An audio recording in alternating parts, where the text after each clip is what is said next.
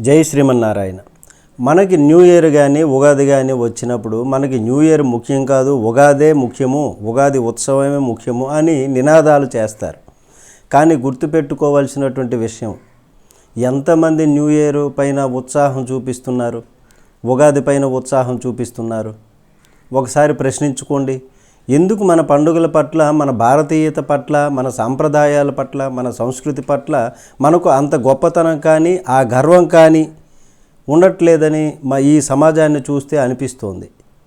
ఒకసారి ప్రశ్నించుకోండి. ఇకనైనా మన పండుగల యొక్క గొప్పతనాన్ని గుర్తిద్దాం. ఉగాది ఉత్సవం, శ్రీరామనవమి, ముక్కోటి ఏకాదశి, ఇట్లాంటి పర్వదినాలు ఉన్నాయి. చాలా పర్వదినాలు, ముఖ్యమైనటువంటి ప్రథమమైనటువంటి పర్వదినాలు, ఉత్సవాలు ఉన్నాయి. ఎంతో ఆనందంగా, ఎంతో గర్వంగా, ఆధ్యాత్మికంగా చేసుకోవడానికి ప్రయత్నిద్దాం. ఉగాది షడ్రుచులు చూపించేటటువంటి గొప్పతనాన్ని, గుణాన్ని తెలుపుతుంది మనకి. అంటే జీవితంలో అన్ని రకాల అనుభవాలు కలిస్తేనే అది మధురమైనటువంటి జీవితము అని చెప్తోంది. ఉగాది అందరికీ కూడా ఒక ముఖ్యమైనటువంటి, పవిత్రమైనటువంటిది. అందరికీ ఉగాది శుభాకాంక్షలు. జై శ్రీమన్నారాయణ.